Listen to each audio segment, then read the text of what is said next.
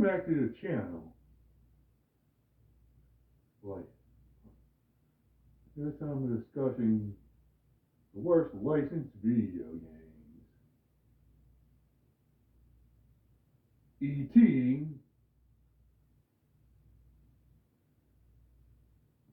E.T. was one of the hottest movies of that time period. And Atari tried to cash in on the popularity.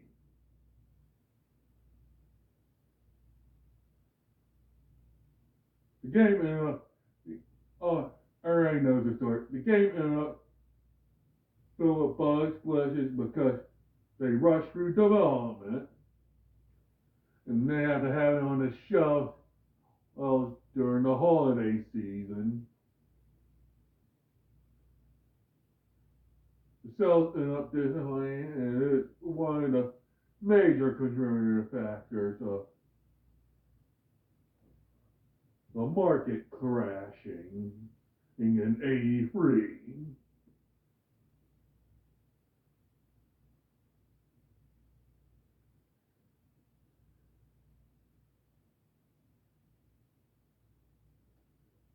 And, but I saw a documentary about said game several years ago, and somebody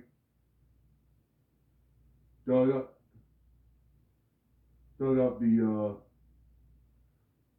cartridges from the landfill in Arizona or New Mexico, one of those places. Amazing documentary, by the way, called Atari E.T. Atari Game Over.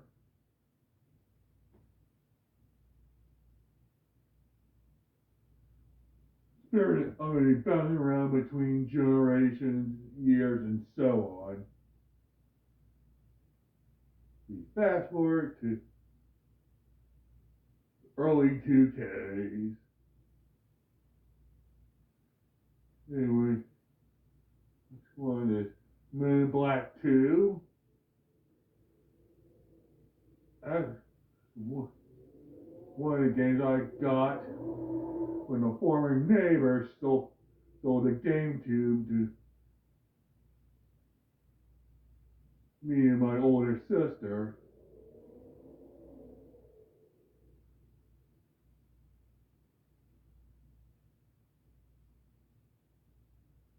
Again, tedious, repetitive,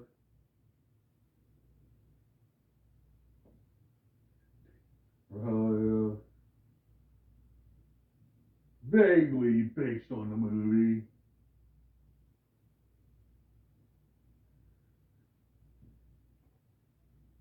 It is a broken game.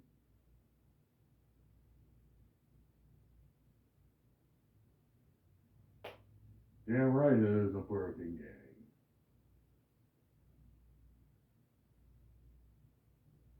And released in 02, 03 for the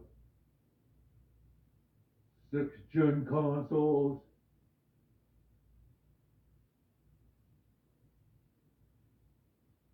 Bring it back a bit.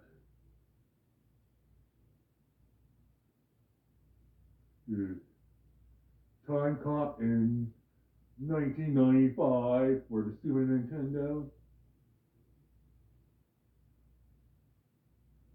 Known for its photorealistic, realistic sprite, based in the soundtrack. Unfortunately, those are the high points of the game.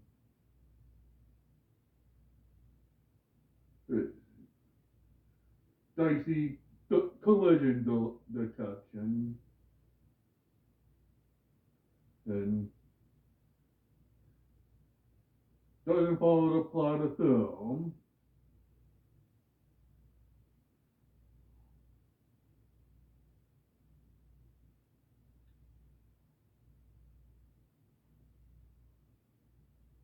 really it doesn't follow the plot of the film.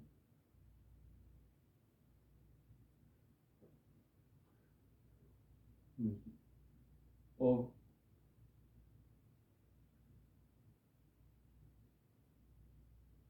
and the humor is hyper campy,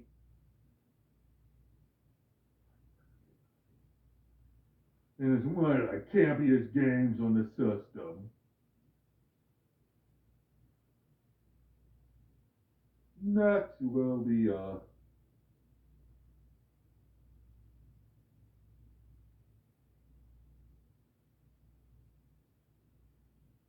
Lost on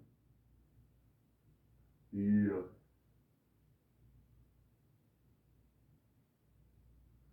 some of generation console. Underwhelming game on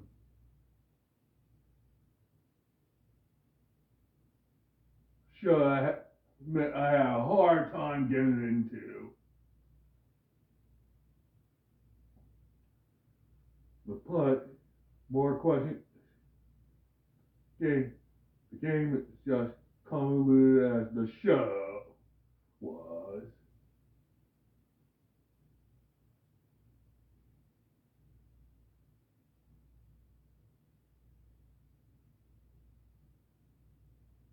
You know, and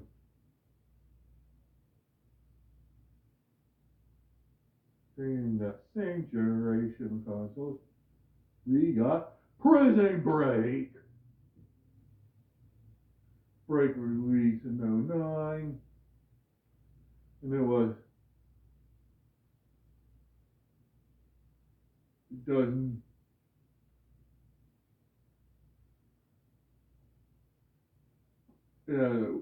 raise our fin plot.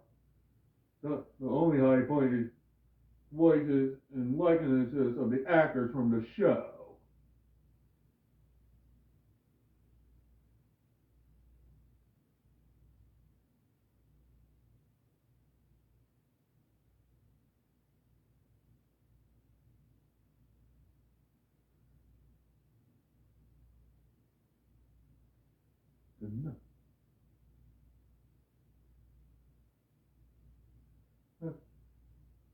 Like Fantasia or the Genesis or Mega Drive, like if you're outside North America.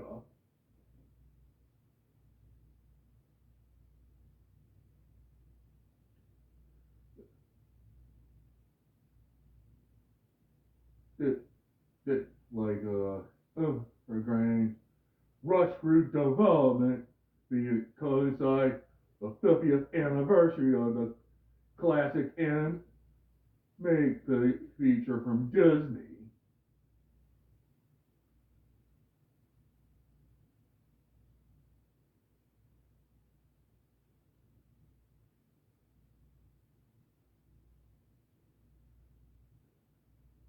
It, they got what you're doing with a platformer. You're mostly doing leaps of faith.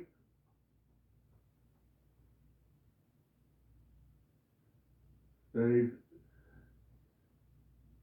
not so great rendition of the classical score, or then again, the Western those Genesis thing, like there's, I know, rarely any good Western soundtracks on the system, rarely any bad Japanese soundtracks on the system,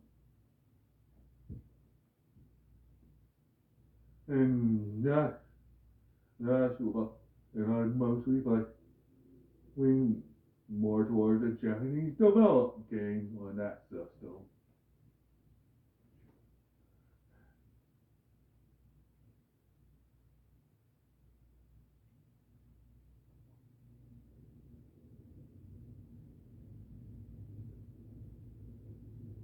Saying that same generation, Dennis the Menace.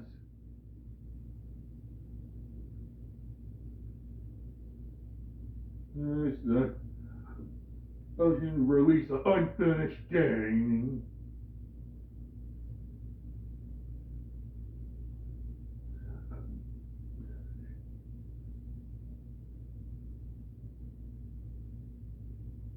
And loosely based on the 1993 film.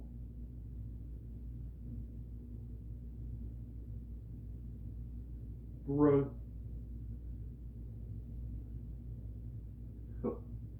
it's not fair, not even playable.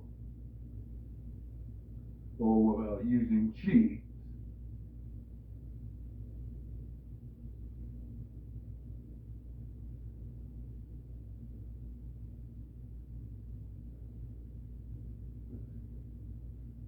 Go back a generation. We go to the last Starfighter. No, scratch that.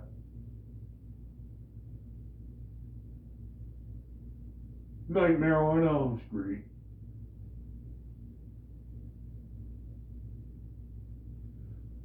That franchise has its fans, like declining quality and the movie being rushed, each new installment being rushed in the theaters. And they're what they're like a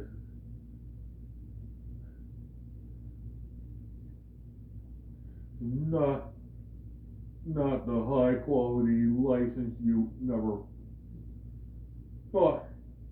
Uh, it's barely playable and no continue using because you have to play all in one go. Unless using an emulator or using save states and cheats. Fast forward. Next. Blues Brothers 2000.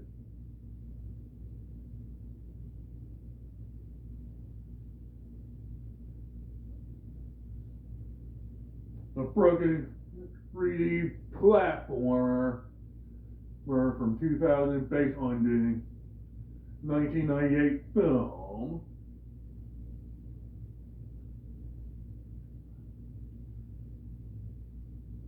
And the film, the 1998 film, very major letdown when I saw it.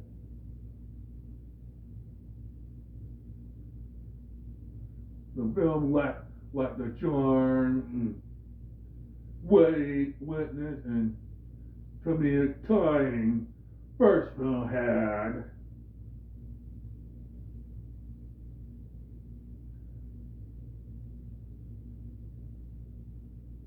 And I'm going to close out with this.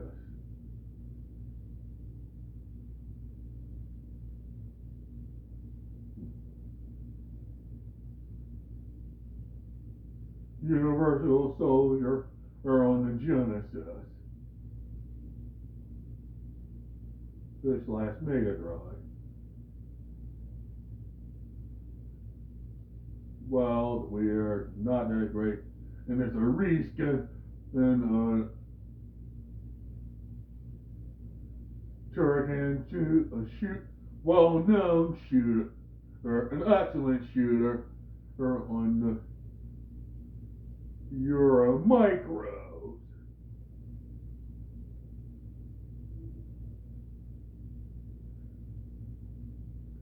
Universal Soldier, halfway decent action film from the early 90s. Thanks for watching.